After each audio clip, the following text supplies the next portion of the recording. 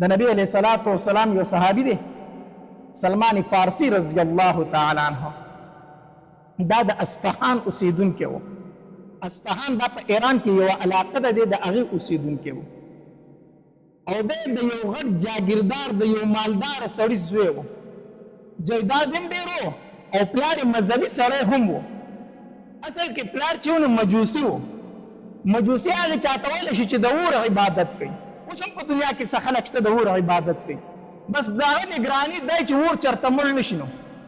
د قیامته پورې هغوی د خپل اور بلوي، هغه مړ کېدو ته نه ورکوي او د هغې اور عبادت کوي.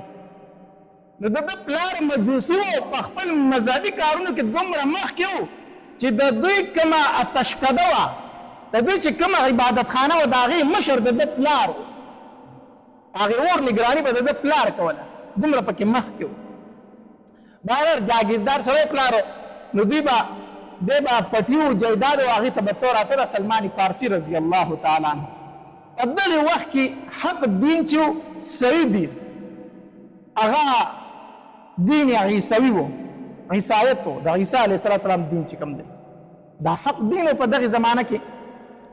دی به چې کله خپلو پټو ته تو خپل جیداد ته به تو نو په لاره باندې د هغې یو عبادت خانه و د عیسایانو، هغوی به پکې عبادت کړو، نو دی به کله کله هغې ته ورښکاره کېدو. پس د هغې سره خبرې اترې شروع شوې، نو ده ورته وویل چې زه خو مجوسي یم، زه خو د اور عبادت کوم. هغې ورته وایي د اور عبادت ولې کوې، د الله عبادت ولې نه کوې؟ د دې اور دې دومره موده بندګي وکړه، دومره وخت عبادت وکړو، زه ته دې اور ته خو لاس دم نه کړه چې سیزي دي او په سیزي دي نه، ډېر وخت یې ورسره دوستانه پاتې شو. پکار ده چې تا خو ونه سیزي که نه، ټول عمر دې عبادت وکړو، اوس دې اور ته خو لاس دم نه کوي، نه ده خو سیزي کوي، داسې یو عبادت کوي، سوزي دی او عبادت هم کوي. نو عبادت د چا وکړم؟ د یو الله بندګي وکړه. بهرحال د هغې دا خبرې د ده زړه ته پرېوتې، نو ده عیسایت قبول کړو. نو بیا به د کور نه د پټو په بهانه درته وتو چې زه پټي ته ځم او هلته کې هغې د عیسایانو عبادتخانې ته به ننوته او هلته کې به عبادت کو. پلار یې پرې خبر شو، چې پلار یې پرې خبر شو نو دی ډېر زیات ووخو. سلمان فارسي رضی الله عنه ډېر زیات ووخو. ته ما ته هم نه ګورې، زه د خپل دین مشر یم او تا خپل دین پرېښود بل دین دې قبول کو. ډېر زیات یې ووخو، حتی تر دې پورې چې په زنځیرانو یې وتړو، چې وی تړو. بهرحال دغې عبادتخانې والا ته وویلو چې دلته خو ما پلار نه پرېږدي، په څه طریقه ورته خبر ولېږو. خو ستاسو مین مرکز، ستاسو غټ مرکز کوم ځای کې دی؟ زموږ غټ مرکز په شام کې دی. وی کو چېرته ستاسو څه کسان شام ته تلو ما خبر کړه چې زه ورسره لاړ شم، ځکه دلته ما پلار نه پرېږدي. هغې ورته ویل ټیک ده. بیا څه عیسایانو شام ته تلل، ده ته یې سوال جواب راولېږل چې مونږ ځو که ته راسره ملګری کېږي روان شه. نو سلمان فارسي رضی الله تعالی هغه زنځیران مات کړو، په هره طریقه چې ځان یې کوله وکړو، هغې قافلې ته ځان ورسو او لاړ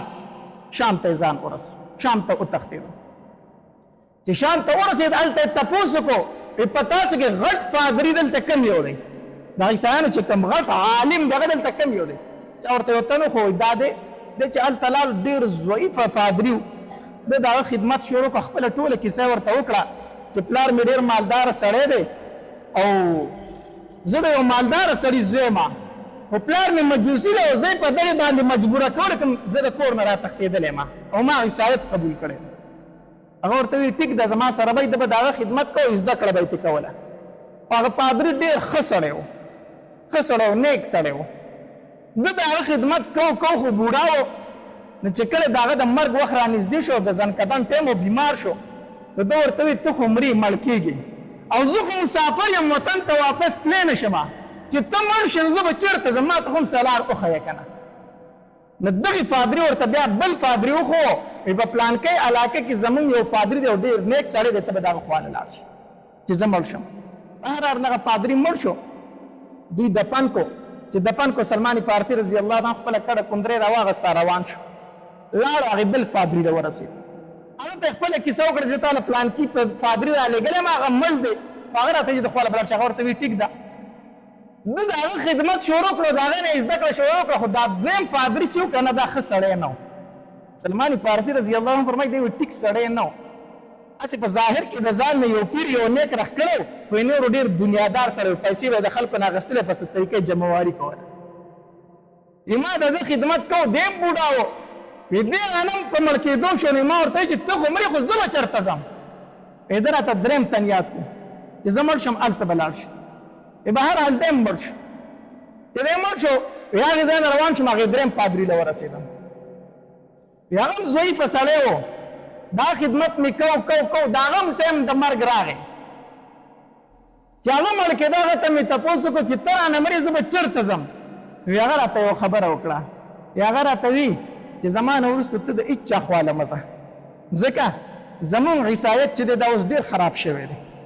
اوس پکې خلکو د ځان نه ډېرې خبرې ویستلي دي اوس داسې یو سړی نشته دی چې زه تا ته وښیم چې د هغه خواله لاړ شه ته د هېچا خواله مه ځه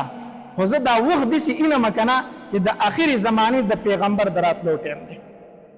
موږ د خپلو کتابونو نه معلومات کوو او موږ ته د خپلو کتابونو نه اندازه داسې کېږي چې د آخرې زمانې د پیغمبر د راتلو وخت پوره شوی دی نو ته د هېچا خواله مه ځه د آخرې زمانې د پیغمبر تعالی شروع که زمانه پس سلمان فارسی رضی الله عنه فرمایلی هغه ته زه پیژنم څنګه دغې پادري ورته وایي تا ته زه 15 علامات ښیم چې دا 15 نښې پکې موجود وي که نه دا به د آخرې زمانې پیغمبر وی کمې وی یو دا چې د آخرې زمانې پیغمبر چې په کومه علاقه کې پیدا کېږي هغه به شګلنه ځمکه وي بیابان به وي شګې به وي چینکې به پکې نه وي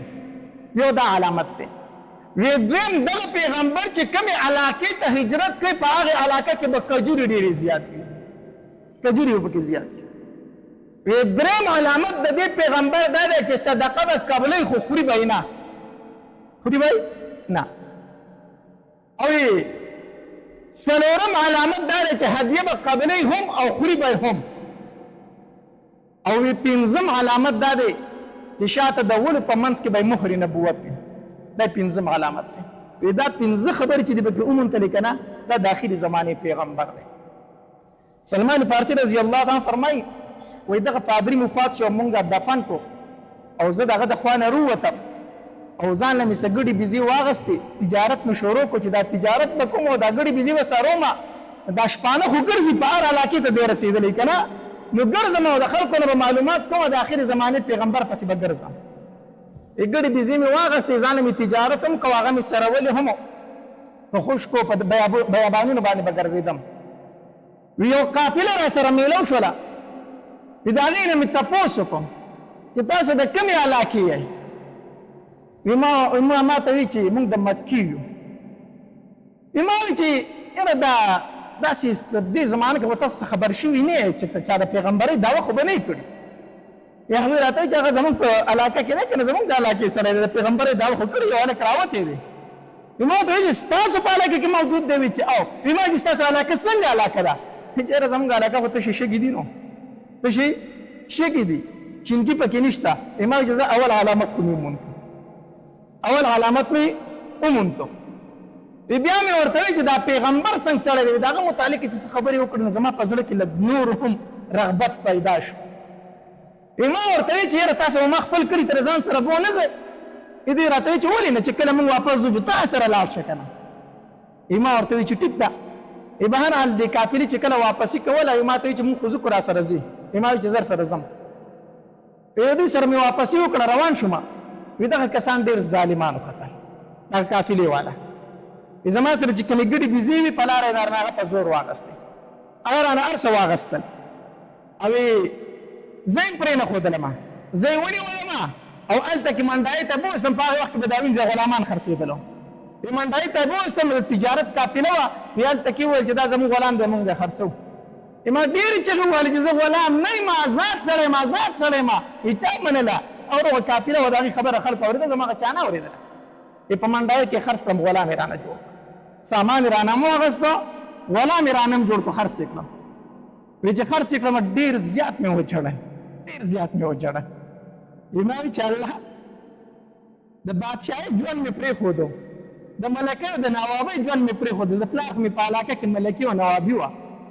او زه راوتې دې دپاره وم چې د اخر پیغمبر ته ځان ورسم دین حق قبول کړم نه خو زه غلام شم زه خو اوس د اخر زمانې پیغمبر ته هم نشم رسېدی اوس خو د دوی خوښه ده چې ما سره څه کړي نو ځکه غلام به تښتېدی هم نه شو چې غلام به وتښتېده نو د هغه مرګ به دوی روا ګڼو وجې به بیا چې کوم ځای به چاړان دی په یوه وجې دا تښتېدلی دی زما غلام دی نو تښتېدی خو هم نه شم ځکه که وتښتم بیا خو مې مرګ ځای دی او ژوند د غلامۍ شو ډېر زیات مې ژړل الله ته په هر حال دی که چا چې اغوستی وم هغه په بل خرڅ کړم هغه په بل خرڅ کړم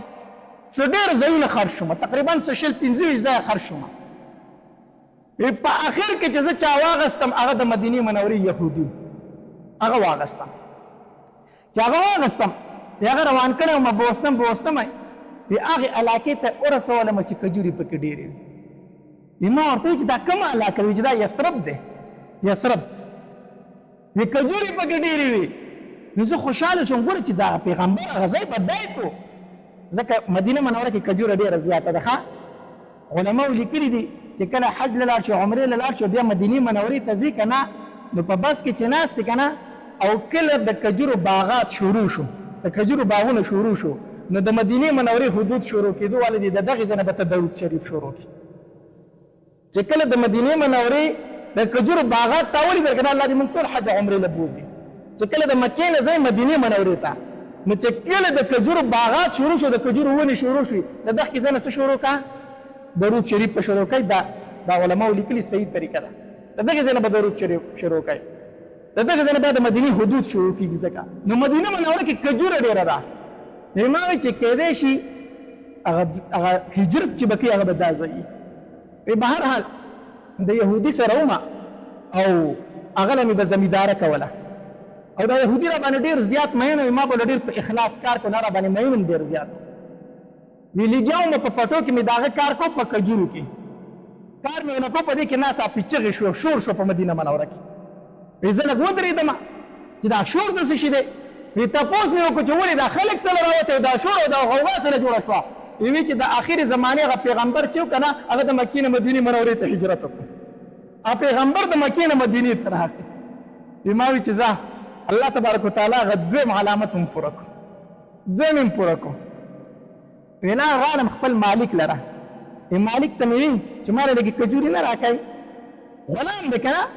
ما ته چې ما له لږې کجورې نه راکوي زه له دغې سړي خوا له ځمه ځان سره به لږې کجورې ووسمه هغه راته وایي چې ولې نه کجورې والتې که نه د ځان سره مې کجورې واغستې وامې غستې لاړم د دغې پیغمبر خوا له چې ورسېدم ما ورته کجورې مخې ته کېښودې ما ورته وایي چې زه سلمان فارسي یم د فارس اوسېدونکی یم خو دلته غلام یم ما ته وایي چې دا کجورې د څه دي ما ورته وایي چې دا مې تاسو له صدقه راوړې ده نبي علیه السلام رانه واخستې قبول یې کړې ملګرو ته وایي چې هلکه وخورئ تاسو وخورئ ما ورته وایي چې تاسو وایي چې سلمانه موږ پیغمبران صدقه نه خورو موږ پیغمبران صدقه او درېیم علامت خو پوره شو موږ پیغمبران صدقه نه خورو وی رالم بیا د مالک خواله د څه ورځې پس مې ورته وایي چې ما له لږې کجورې نه راکړه زه هلته ورځم چې واله که نه بیا مې کجورې واغستې چې واغستې بیا د دغې پیغمبر خواله ورغلم ما ورته کجورې کېښودې چې سلمانه څه دي ما ورته وایي چې کجورې مې راوړي دي خو دا تاسو قبول کوئ نو ما ته وایي چې د څه کجورې دي ما وایي چې دا مې هسې هدیه راوړي تاسو لره نبي علیه السلام ته په خپله اول واغسته وخوړه بیا ملګرو ته وایي چې هلکه وخورئ هدیه یې وخوړه هم او په ملګرو یې تقسیم کړه ما وایي چې زه څلورم علامت هم پوره شو اوس یو علامت پاتې دی چې مهر نبوت دی د نبي علیه السلام سره داسې کېناستم بیا پاڅېدم د نبي علیه السلام د ملګرو سره په خبرو اترو شو نو زه پاڅېدم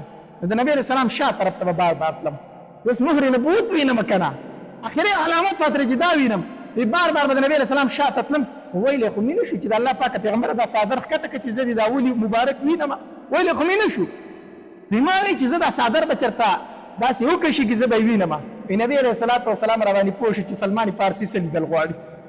سلمان فارسي څه لیدل غواړي نبي علیه السلام داسې د ځان نه صادر ته وکړی کمیس نه نبي علیه السلام دا صادر داسې ښکته وکشه چې وکشو مهر نبوت مې د ولو په منځ کې ولیدو چې د کوترې د اګۍ په مقدار باندې الله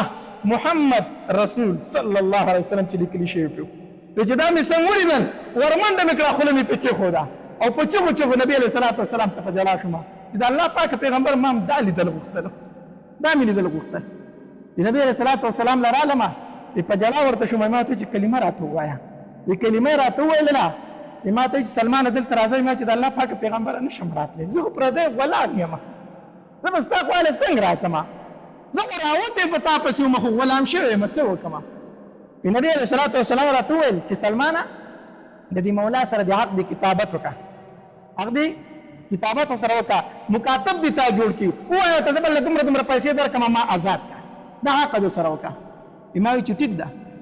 لاړم خپل مولا ته مې وایي چې ما آزاد کړه زه به درله پیسې درکړم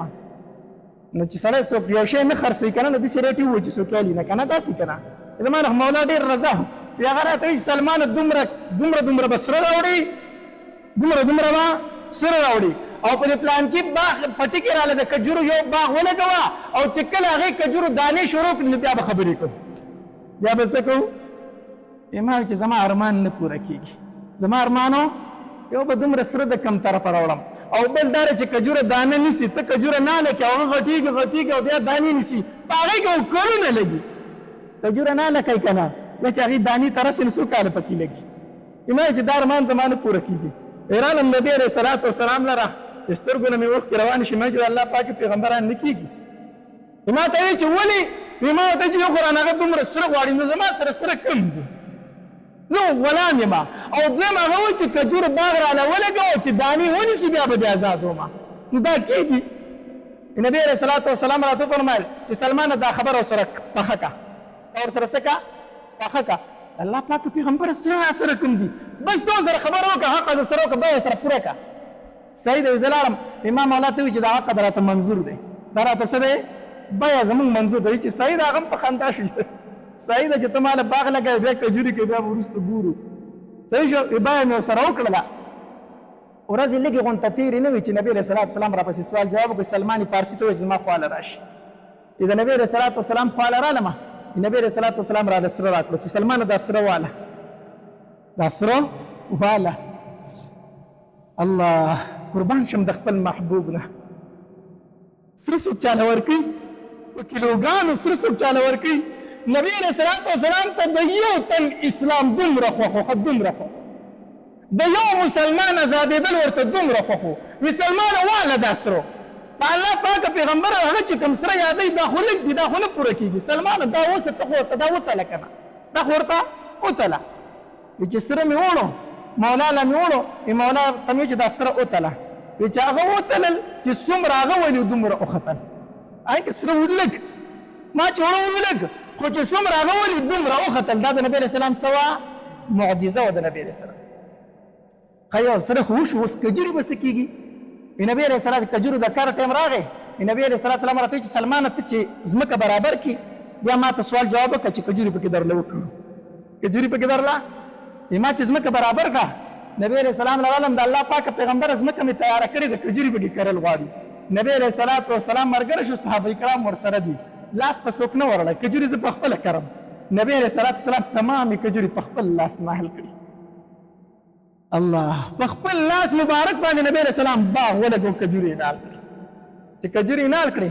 کجوري دومره زر زر غټېدې چې د کجورو د بار ټایم راتله ټولو کجورو باغ ونیو په یو کال کې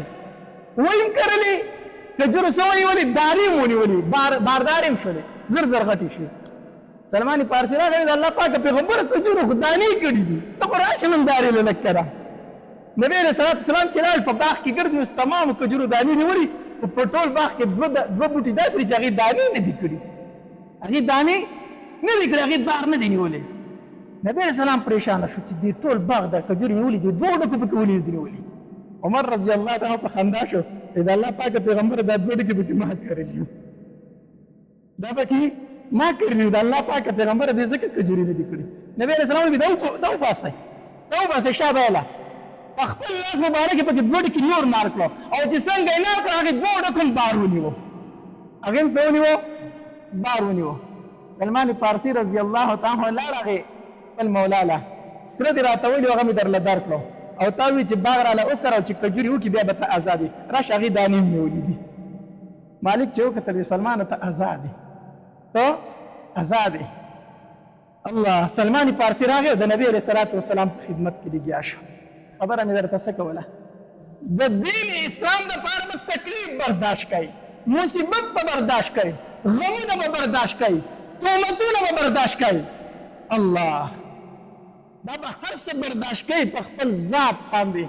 ورنه هر قسمه رکاوټ به درته مخې ته راځي هر قسمه رکاوټ به درته مخې ته درځي خلک به ستا په ذات باندې ګزار کوي نبی علیہ الصلوۃ والسلام ته جادوګر ویل او کنه ویل کوډګر ورته ویل او کنه ویل نبی علیہ الصلوۃ والسلام ته جادوګر ویل دی نبی علیہ الصلوۃ والسلام ته کوډګر ویل دی نبی علیہ الصلوۃ والسلام ته مجنون ویل دی نبی علیہ الصلوۃ والسلام ته ساحر ویل دی شاعر ورته ویل د نبی علیہ الصلوۃ والسلام لورانو له طلاقونه ورکړي دي د نبی علیہ الصلوۃ والسلام لورانی دوخانونه راتاو کړي دي د نبی علیہ الصلوۃ والسلام غاښونه مبارک شیطان کړي دي د نبی علیہ الصلوۃ والسلام پانی مبارک دوینو ډکې کړي دي شوي دي که دا نه دي شوي عائشه بیبي ته تپوس کوي د الله پاک پیغمبره په تا باندې کومه ورځ ډېره سخته راغلې ده یا عایشې چې کله طایف ته لاړم که نه د طایف خلکو په ګټو وویشتم هغه ورځ راباندې ډېره سخته راباندې ډېره سخته وه زه څوک یم او ته څوک یې ما به څوک مات کړو تا به څوک مات کړي ما تا ته به د دین په کار کې رکاوټ جوړېږي که نه جوړېږي ضرور به درته جوړېږي کله به دې په ذات باندې ګزار کېږي کله به دې په یو طرف ګزار کېږي کله به در باندې په بل طرف ګزار کېږي برداشت پکای برداشت پکای دا ډېر ګران کار دی دا ډېر ګران کار دی قربان شم د احمد محبوب نه او ډېره اخره زمانه راوتې ده الله دې زموږ د دین اسلام حفاظت وکړي